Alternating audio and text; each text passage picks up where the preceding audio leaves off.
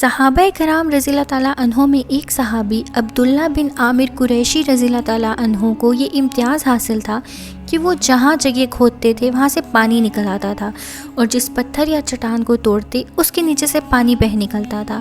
یہ امتیاز انہیں کیوں حاصل تھا؟ اس کی تفصیل کچھ یوں بیان کی جاتی ہے کہ ایک مرتبہ بچپن میں وہ اپنے والد عامر بن قریشی کے ہمراہ بارگاہ رسالت صلی اللہ علیہ وسلم میں حاضر ہوئے تو آپ صلی اللہ علیہ وسلم نے اپنا لعاب دہن عبداللہ کے منہ میں ڈالا، جسے وہ نگل گئے۔ اس پر آپ نے فرمایا، یہ سیراب ہے۔ غزوہ بدر میں حضرت نوفل بن حارث حضرت عباس رضی اللہ تعالیٰ عنہ کی طرح کفار مکہ کی فوج میں تھے اور مسلمانوں کے ہاتھوں گرفتار ہو گئے تھے۔ بدر کے قیدیوں میں سے ہر ایک کا فدیہ حسب استطاعت 1000 درہم سے 4000 درہم تک تھا۔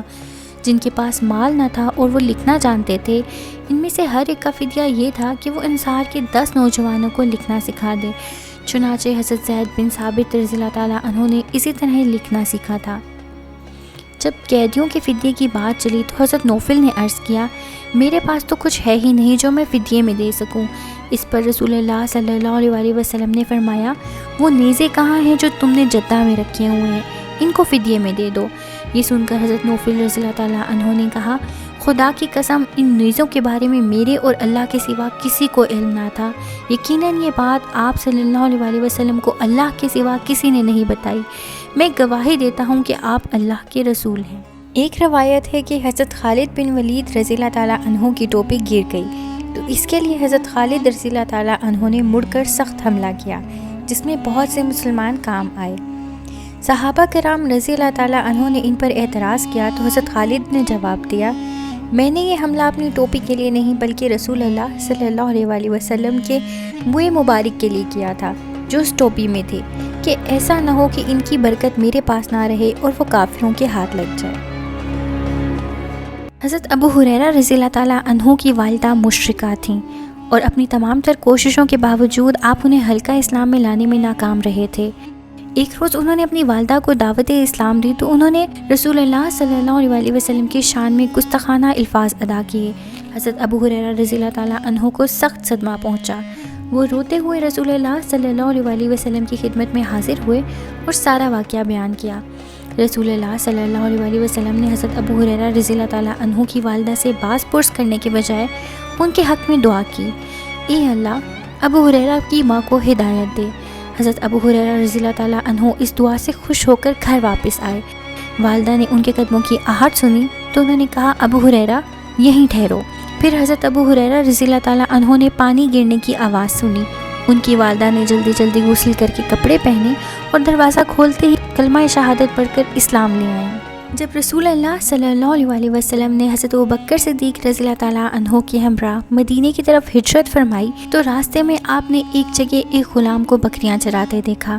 رسول اللہ صلی اللہ علیہ وسلم نے اس غلام چرواہے سے دودھ طلب کیا تو اس نے کہا، میرے پاس کوئی دودھ دینے والی بکری نہیں ہے۔ اس پر رسول اللہ صلی اللہ علیہ وسلم نے فرمایا، تم اجازت دو تو ہم کسی بکری کا دودھ دو لیں۔ اس نے اجازت دی تو رسول اللہ صلی اللہ علیہ وسلم نے ایک بکری پکڑ لی اور اس کے تھنوں پر اپنا دستے مبارک پھیرا تو اس کے تھن دودھ سے بھر گئے۔ حضرت ابوبکر صدیق رضی اللہ تعالیٰ عنہ نے اس بکری کا دودھ دوہا اور نہ صرف رسول اللہ صلی اللہ علیہ وسلم اور ابوبکر صدیق رضی اللہ تعالیٰ عنہ دونوں نے پیا بلکہ اس غلام چرواہے کو بھی پلایا۔ وہ یہ دیکھ کر سخت حیران ہوا اور کہنے لگا، آپ کون ہیں؟ رسول اللہ صلی اللہ علیہ وسلم نے فرمایا، میں اللہ کا رسول محمد بن عبداللہ ہوں۔ یہ سن کر وہ ایمان لے آیا۔ رسول اللہ صلی اللہ علیہ وسلم ایک غزوہ سے واپس آ رہے تھے۔